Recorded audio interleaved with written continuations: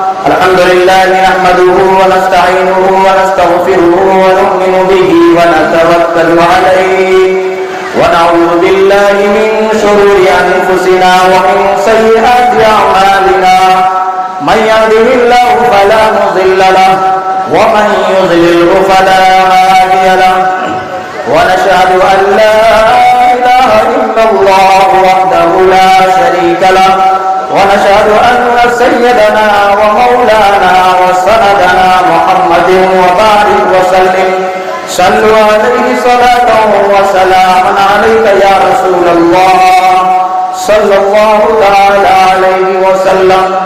أعوذ بالله من الشيطان الرجيم. بسم الله الرحمن الرحيم. يا أيها الذين آمنوا اتقوا الله حق تقاته ولا تموتن إلا وأنتم مسلمون. وقال تعالى النكاح من سنتي فمن رغب عن سنتي فليس مني. وقال النبي صلى الله عليه وسلم.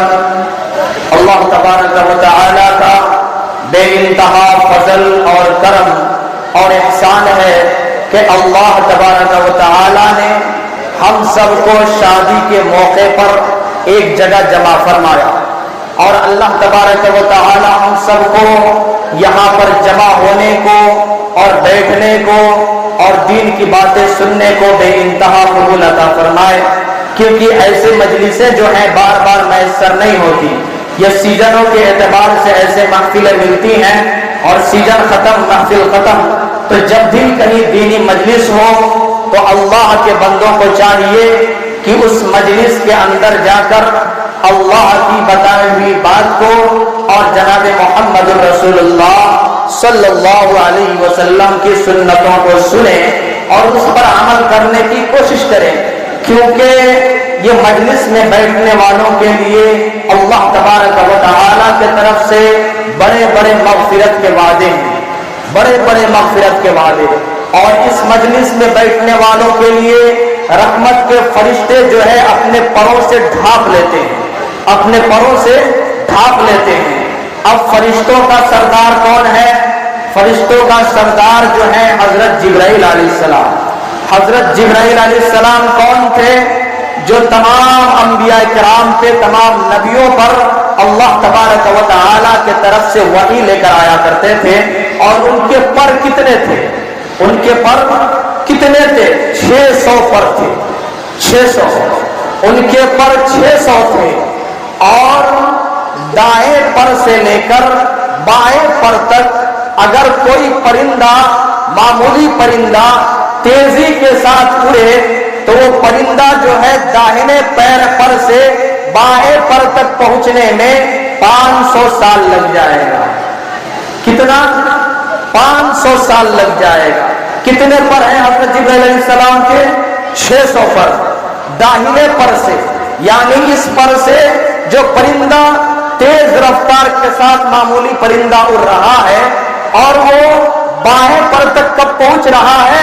500 سال میں.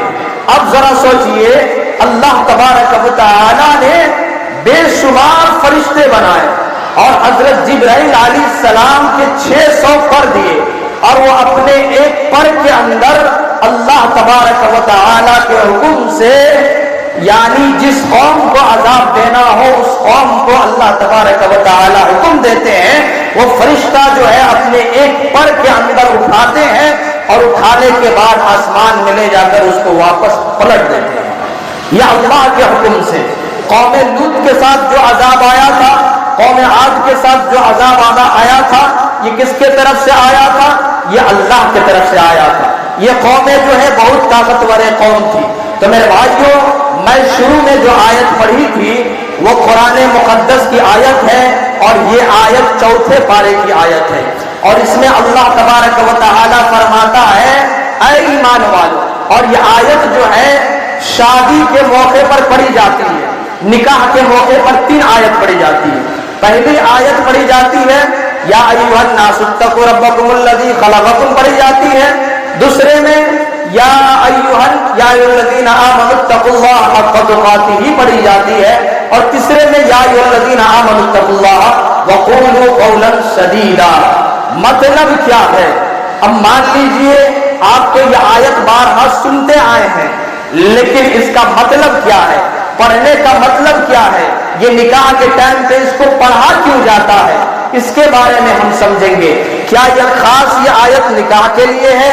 نہیں میرے بھائیوں، نکاح کے لیے یہ خاص یہ آیت نہیں ہے، کیونکہ اس آیت کو اس لیے پڑھا جاتا ہے کہ اللہ تبارک و تعالی فرما رہے ہیں کہ جو اللہ تبارک و تعالی تمہیں پیدا کیا ہے وہ آپ سے کہہ رہا ہے آپ تقوی اختیار کیجئے، آپ اخلاص للہیت اختیار کیجئے، آپ اللہ سے ڈریے، آپ جو بھی کام کیجئے آپ سوچئے کہ اللہ مجھے دیکھ رہا ہے، آپ اپنے اندر تقوی اور پرہیزگاری پیدا کیجئے، ایک دوسرے کو گالی گلوچ، ایک دوسرے سے گالی گلوچ نہ کیجئے، ایک دوسرے کی چغلی نہ کیجئے، ایک دوسرے کی غیبت نہ کیجئے، کوئی آپ کو گالی دے آپ اس سے پیار سے بات کیجئے، آپ اس سے محبت سے بات کیجئے، آپ اس سے ہمدردی سے پیش آئیے، اگر آپ اس سے ہمدردی سے پیش آئیں گے، محبت سے بات کریں گے، پیار اور محبت کی نگاہ سے دیکھیں گے، عزت اور تعظیم کریں گے،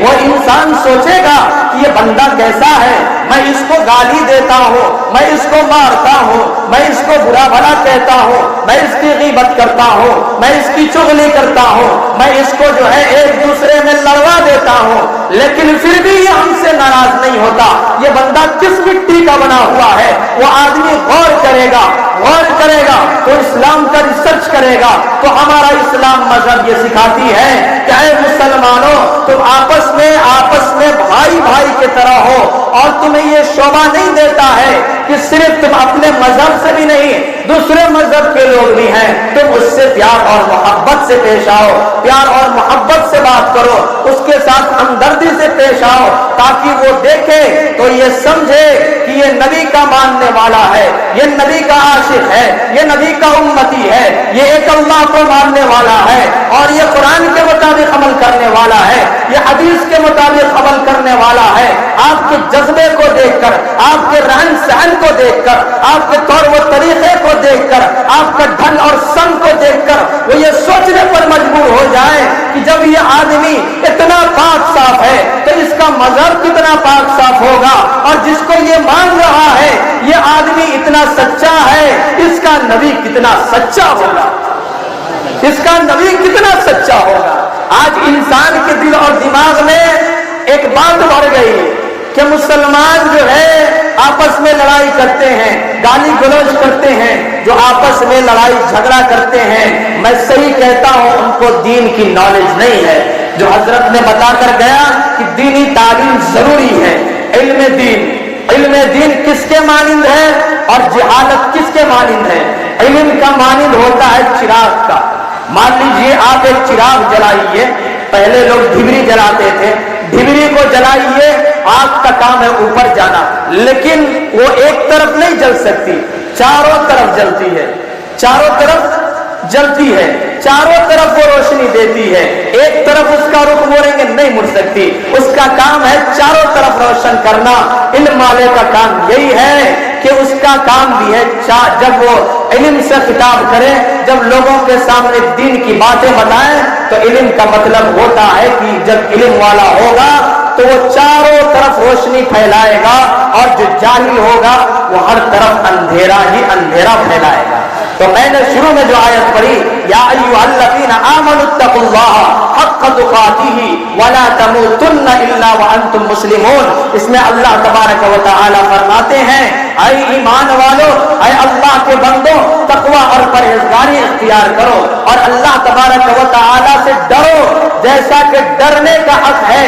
اگر تم گناہ کر رہے ہو، اگر تم زنا کر رہے ہو، اگر تم چوری کر رہے ہو، اگر تم چغلی کر رہے ہو، اگر تم کسی سے بغض رکھ رہے ہو، اگر تم کسی کی غیبت کر رہے ہو، اگر کسی کو برا بھلا کہہ رہے ہو، اگر کسی جگہ پہ تم گناہ میں ملوث ہو، اگر تم شراب پی رہے ہو، اگر تم جوا کھیل رہے ہو، اس وقت اللہ سے ڈرو، دنیا کے اپنے ماں باپ سے ڈرنے سے کچھ نہیں ہوگا.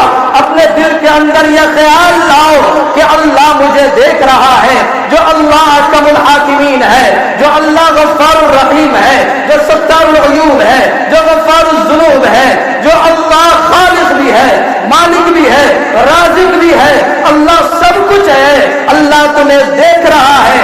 اس اللہ کی نظر سے ڈرو. اگر اس اللہ کی نظر سے نہیں ڈرو گے میرے بھائیوں, آپ کسی طریقے سے دنیاوی خرافات کے اندر پڑھ کر آپ تباہ و برباد ہو جائیں گے, آپ کو کوئی بچانے والا نہیں ہوگا. اسی لیے کہا جاتا ہے یا ایھا الذین آمنوا اتقوا اللہ حق تقاتہ ولا تموتن الا وانتم مسلمون. اے ایمان والو, اے اللہ کے بندو, تقوی اختیار کرو اور اللہ تبارک و تعالی سے ڈرو اور آپس میں پیار اور محبت سے رہو اور مرتے دم تک اسلام پر قائم رہو. مرتے دم تک, مرتے دم تک کہاں قائم رہنا ہے؟ اسلام پر قائم رہنا ہے. اور جو میں نے حدیث پڑھی النکاح من سنتی فمن رغب عن سنتی فلیس منی, اس میں اللہ کے پیارے حبیب جناب محمد رسول اللہ صلی اللہ تعالی علیہ وسلم فرماتے ہیں کہ نکاح میری سنت ہے. نکاح کس کی سنت ہے؟ آپ صلی اللہ علیہ وسلم کی سنت ہے. اور جو نکاح کرتا ہے سمجھ لو حدیث کے اعتبار سے اس کا آدھا ایمان مکمل ہو جاتا ہے. آدھا ایمان کیا ہوتا ہے؟ مکمل ہو جاتا ہے. اور جو آدھا ایمان بچ گیا اس کو چاہیے کہ اللہ تبارک و تعالی سے ڈر کر اللہ کی عبادت میں اپنی زندگی کو گزارے, کیونکہ آدھا اس کا ایمان نکاح کرنے سے مکمل ہوا اور آدھا جو بچ گیا وہ اللہ سے ڈر کر نماز میں, روزہ میں, دینی کاموں میں اپنا آدھا ایمان کو, اپنا آدھا وقت کو لگائے تاکہ اللہ تبارک و تعالی جو ہے آپ کا پورا ایمان مکمل کر دے, پورا ایمان مکمل کر دے. اور آپ صلی اللہ علیہ وسلم فرماتے ہیں نکاح میری سنت ہے. جو میری سنت سے روگردانی کرے گا, جو میری سنتوں کو ٹھکرائے گا, جو میری سنتوں کو نہیں سمجھے گا, سنتوں کو زندہ نہیں کرے گا, وہ ہم میں سے نہیں ہے, وہ ہم میں سے نہیں ہے. آپ صلی اللہ علیہ وسلم کہتے ہیں وہ ہم میں سے نہیں ہے. میرے بھائیوں یہ کتنی بڑی بات ہے. تو شادی جو ہے انسان کا جنسی ضروریات ہے. انسان کا کیا ہے بھائی؟ جنسی ضروریات. اور شادی کا ایسا مرحلہ ہے, میاں بیوی کا ایسا رشتہ ہے کہ یہ رشتہ جو ہے جنت میں بنی. یہ رشتہ کہاں بنی؟ جنت میں بنی. اللہ تبارک و تعالی نے آدم علیہ السلام کے پتلے کو بنایا مٹی سے. مٹی سے بنانے کے بعد اس میں روح ڈالی. روح پھونکنے کے بعد آدم علیہ السلام کے پتلے کو زندہ کیا گیا. زندہ کرنے کے بعد آدم علیہ السلام جب سوئے تو اماں حوا علیہ السلام کو بائیں پسلی سے بنائی گئی. اماں حوا علیہ السلام کو بائیں پسلی سے بنائی گئی. اسی لیے کہا جاتا ہے کہ عورت جو ہے نازک ہوتی ہے, عورت نازک ہوتی ہے, بائیں پسلی سے بنی گئی. اگر اس کو سیدھا کرنے کی کوشش کریں گے تو ٹوٹ جائے گی, سیدھا کرنے کی کوشش کریں گے تو ٹوٹ جائے گی. پسلی کیسے ہوتی ہے؟ ٹیڑھی. اسی طریقے سے عورت بھی ٹیڑھی ہوتی ہے. اس سے آپ بات کریں گے تو پیار اور محبت سے بات کریں گے, پیار اور محبت سے سمجھائیں گے, طریقہ سے سمجھائیں گے, سلیقہ سے سمجھائیں گے, اچھے ڈھنگ سے سمجھائیں گے. اگر اچھے ڈھنگ سے سمجھائیں گے تو وہ سمجھ جائے گی. تو میرے بھائیوں, آدم علیہ السلام کی شادی کہاں ہوئی؟ جنت کے اندر ہوئی, اماں حوا علیہ السلام کے ساتھ. اور اماں حوا علیہ السلام کے ساتھ شادی کیسے ہوئی؟ کیسے شادی ہوئی؟ جب بائیں پسلی سے بنائی گئی, آدم علیہ السلام اٹھے اور دیکھے کہ جنت میں میرے پاس ایک حسین و جمیل لڑکی نظر آ رہی ہے. آدم علیہ السلام اپنے آغوش میں لینا چاہے, اپنے باہوں میں لینا چاہے. اللہ تبارک و تعالیٰ کہے اے آدم رک جاؤ, تم اپنے آغوش میں سے نہیں لے سکتے, تمہارا اس سے نکاح کیا جائے گا, تمہارا اس کے ساتھ نکاح کیا جائے گا, اس کے بعد تم اپنے آغوش میں لے سکتے ہو اور نکاح ہوگا اور تمہیں مہر دینا پڑے گا. کیا دینا پڑے گا؟ مہر دینا پڑے گا. دین مہر تمہیں ادا کرنا پڑے گا. آپ صلی اللہ علیہ وسلم اس دنیا کے اندر نہیں آئے ہوئے تھے, دنیا کے اندر نہیں آئے تھے. لیکن دنیا جب نہیں بنی تھی آپ صلی اللہ علیہ وسلم کا اللہ تبارک و تعالی نے وجود کو بنا دیا تھا دنیا سے پہلے ہی. تو آدم علیہ السلام کو کہا گیا, اللہ نے کہا ہے آدم تمہیں جناب محمد الرسول اللہ صلی اللہ علیہ وسلم پر 10 مرتبہ درود پڑھنی پڑے گی, تب جا کر تمہارا مہر ادا ہو جائے گا. آدم علیہ السلام سے خیر شادی ہو گئی. شادی ہونے کے بعد دونوں میاں بیوی جنت میں خوشی خوشی رہنے لگے. جنت کیسی جگہ ہے, جنت کیسی جگہ ہے میرے بھائیوں, وہاں میوے کھا رہے ہیں, وہاں عیش و آرام ہے, وہاں کے پھل فروٹ کھا رہے ہیں, وہاں کے باغات میں آرام سے اپنی زندگی بسر کر رہے ہیں.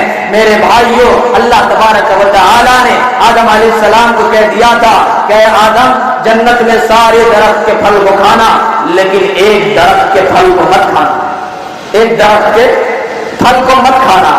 لیکن آدم علیہ السلام مان گئے, اور شیطان کا کیا کام تھا بہکانے کا. شیطان وہاں بھی چلا گیا بہکانے کے لیے.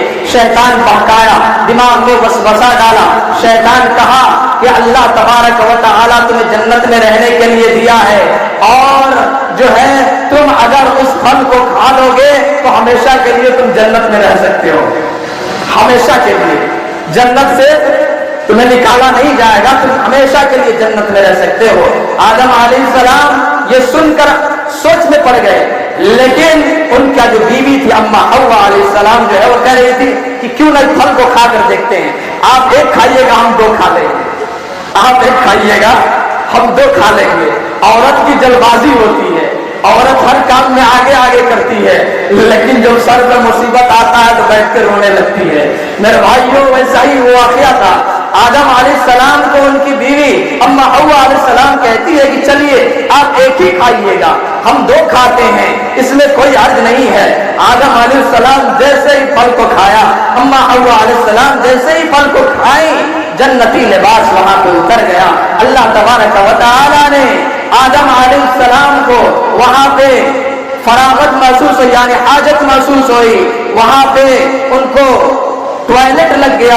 اللہ تبارک و تعالی نے کہا کہ آدم یہ جنت حاجت یعنی ٹوائلٹ کرنے کی جگہ نہیں ہے, یہ جنت ٹوائلٹ کرنے کی جگہ نہیں ہے. اللہ تبارک و تعالی نے آدم علیہ السلام کو اما حوا علیہ السلام کو جنت سے نکال دیا اور دونوں کو دنیا کے اندر بھیج دیا. دنیا کے اندر آئے, دنیا کے اندر اس وقت کوئی موجود نہیں تھا, کوئی موجود نہیں تھا. جنتی لباس اتر گئے, ننگے ہو گئے, اور انہوں نے اپنے جسم کو پتوں کے ذریعے, درخت کے یعنی پتوں کے ذریعے اپنے جسم کو چھپانے لگے. اور اس کے بعد یہ بتاتی ہے, اس واقعے سے یہ سبق ملتا ہے کہ یہ دنیا جو ہے آدم علیہ السلام کی جو ہے پکانے کی جگہ ہے, یعنی جنت تو ہمارا عیش و آرام کی جگہ ہے, اور چند لمحات کے لیے جیسے ہم اپنی ضروریات کے لیے جاتے ہیں کچھ منٹ کے لیے, یہ دنیا ہمیں کچھ منٹ کے لیے, یہ دنیا کے اندر ہمیں مہلت ملی ہے. اس مہلت کے اندر اپنے وقت کو بنا لیں گے, اپنی وقت کو گزار لیں گے, اور اپنی زندگی کو جناب محمد الرسول اللہ صلی اللہ علیہ وسلم کی سنت کے مطابق زندگی کو گزاریں گے. تو میرے بھائیوں, اللہ تبارک و تعالی ہم سے اور آپ سے, آپ کے گھر والوں سے, تمام خاندان سے, اہل و عیال سے اللہ تبارک و تعالی راضی ہو جائے گا. شاعر کہتا ہے جو کوئی غم ستائے تو مدینہ یاد کر لینا, جو کوئی غم ستائے تو مدینہ یاد کر لینا, نہ دل کو چین آئے تو مدینہ یاد کر لینا, نہ دل کو چین آئے تو مدینہ یاد کر لینا. عموماً زندگی میں دکھ کے دن تو آ ہی جاتے ہیں, عموماً زندگی میں دکھ کے دن تو آ ہی جاتے ہیں, کبھی لمحے یہ آئے تو مدینہ یاد کر لینا, کبھی لمحے یہ آئے تو مدینہ یاد کر لینا.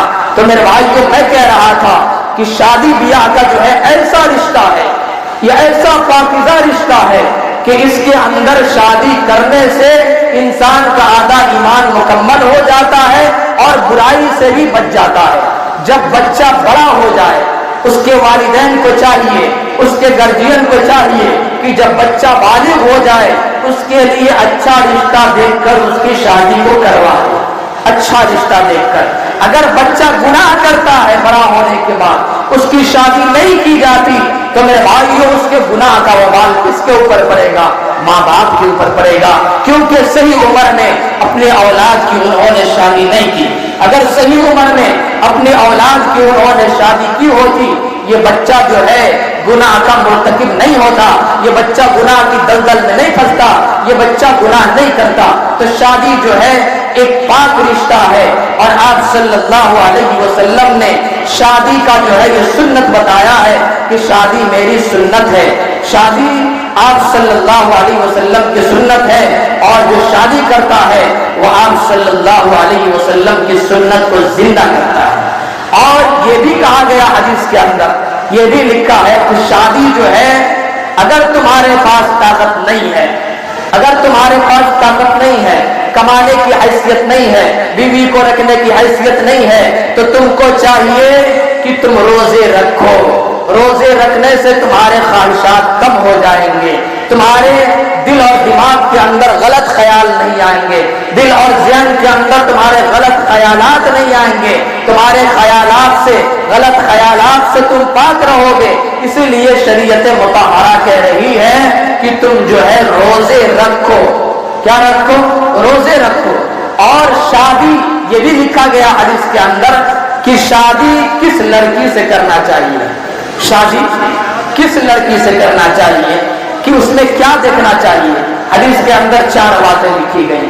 پہلا کیا لکھا گیا کہ شادی کے لیے لڑکی حسین ہو، خوبصورت ہو. دوسرا لکھا گیا کہ شادی کے لیے دینداری ہونا ضروری ہے، شادی کے لیے دینداری ہونا ضروری ہے.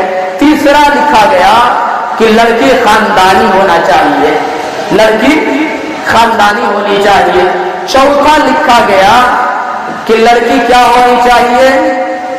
مالدار ہونی چاہیے، مالدار. پہلا حسن و جمال میں خوبصورت، دوسرا کیسا؟ دیندار. تیسرا کیسا؟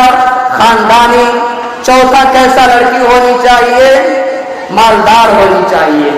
تو میرے بھائیوں ان سب باتوں کو سامنے رکھا گیا، لیکن اس میں سب سے جو اہم بات ہے وہ کیا ہے؟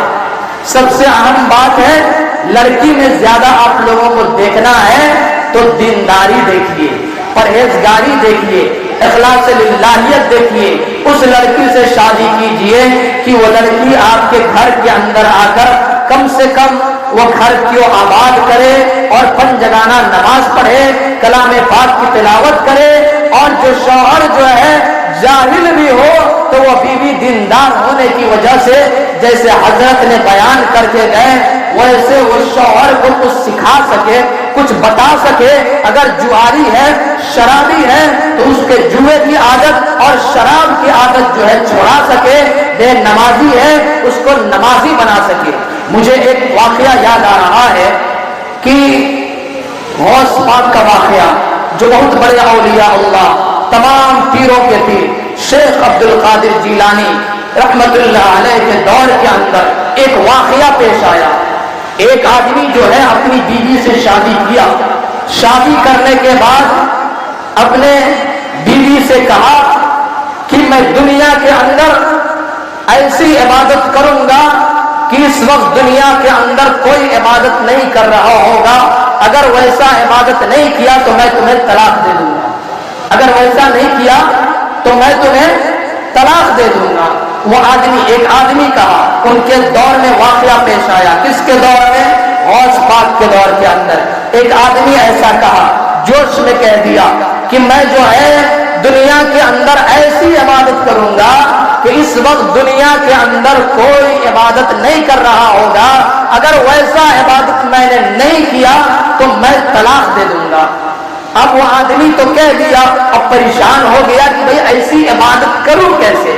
دنیا کے اندر ہر جگہ عبادت ہو رہا ہے، لوگ نماز پڑھ رہے ہیں، لوگ قرآن پڑھ رہے ہیں، لوگ ذکر و اذکار کر رہے ہیں، دنیا کے اندر ساری چیزوں کو کر رہے ہیں. یہ ایسی بڑھ کر عبادت میں کیا کروں؟ میں نے تو کہہ دیا، اب پتہ نہیں، مجھے سمجھ میں نہیں آ رہا میں کیا کروں. اگر نہیں کر پایا تو اپنی خوبصورت بیوی کو طلاق دینا پڑے گا.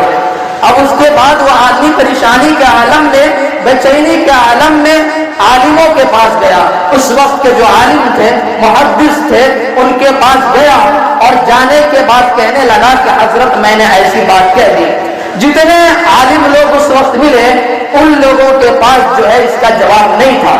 ان لوگوں کے پاس اس کا جواب نہیں تھا کہ ان کو کیا مسئلہ بتائیں، کیا حل دے ان کو. اس وقت تمام عالموں نے مل کر یہ کہا کہ ایسا ہو سکتا ہے کہ ہم لوگ شیخ عبد القادر جیلانی کے پاس جا کر اس کا مسئلہ پوچھ سکتے ہیں، ان سے پتہ کر سکتے ہیں، وہی اس کا حل بتائیں گے. میرے بھائیوں، تمام لوگ مل کر غوث پاک یعنی شیخ عبد القادر جیلانی رحمت اللہ علیہ کے پاس جاتے ہیں اور جا کر کہتے ہیں کہ حضرت میں نے ایسی ایسی بات کہہ دی، میں ایسے کہہ دیا کہ اگر میں دنیا میں بڑھ کر اس وقت نہ عبادت کروں تو میں اپنی بیوی کو جو ہے طلاق دے دوں گا، اور میں اپنی بیوی کو طلاق نہیں دے سکتا. مجھ سے یہ بات نکل گئی ہے، اب ذرا بتائیے میں کون سا عمل کروں. اللہ کے ولی تھے، جو بھی کام کرتے ہیں اللہ کی مدد سے کرتے ہیں. اللہ ان کے دماغ میں بات ڈال دیتا ہے، کوئی بھی اپنی مرضی سے نہیں کرتے. ان سے مان لیجئے کوئی گناہ بھی نہیں ہو سکتا ہے.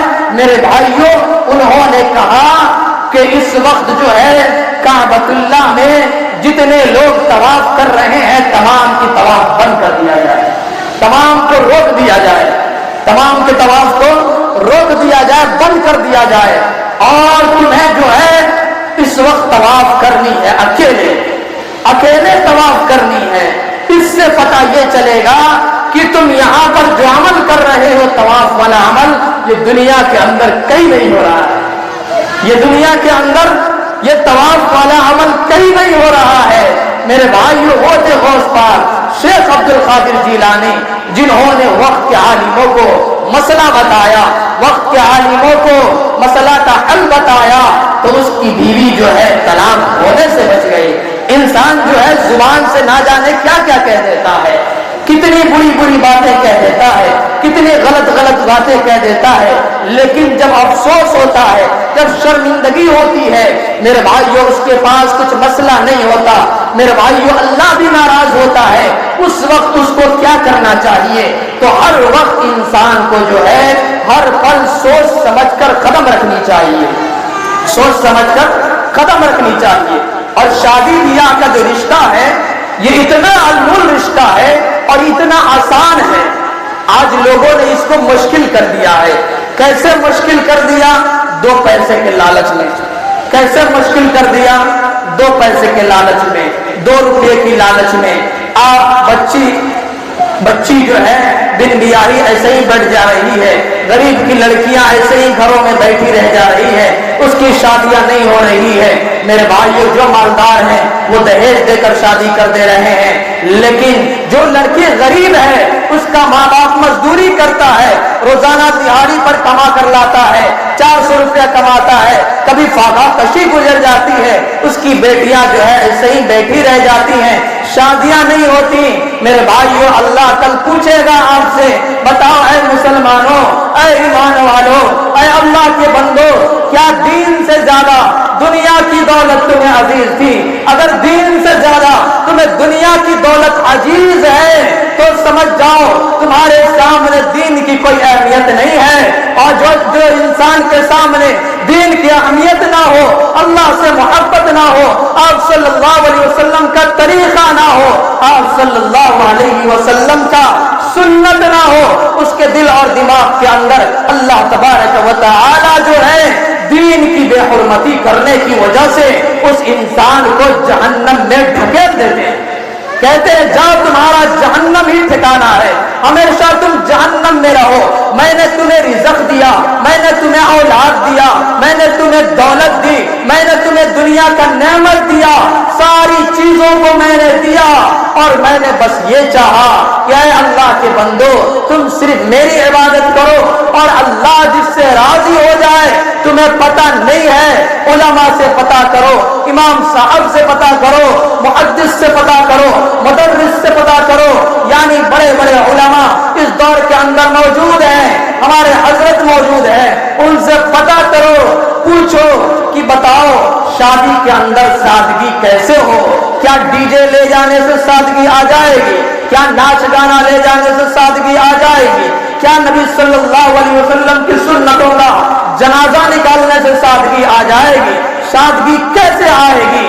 میں ایک بات بتانا چاہتا ہوں، دو صحابہ رضوان اللہ تعالی عنہم اجمعین کا واقعہ ہے کہ وہ دونوں بات کرتے ہوئے جا رہے تھے راستے کے اندر، ایک صحابہ تھے اور ایک صحابی کے دوست تھے، وہ دونوں بات کرتے ہوئے جا رہے ہیں۔ ایک صحابی رسول کہہ رہے ہیں کہ جاؤ اس گھر میں میرا رشتہ مانگ کر آؤ، میرا رشتہ مانگ کر آؤ، میں نکاح کرنا چاہتا ہوں۔ اپنے دوست سے کہتے ہیں، جو ان کے دوست ہوتے ہیں وہ جاتے ہیں اس گھر میں رشتہ مانگنے کے لیے۔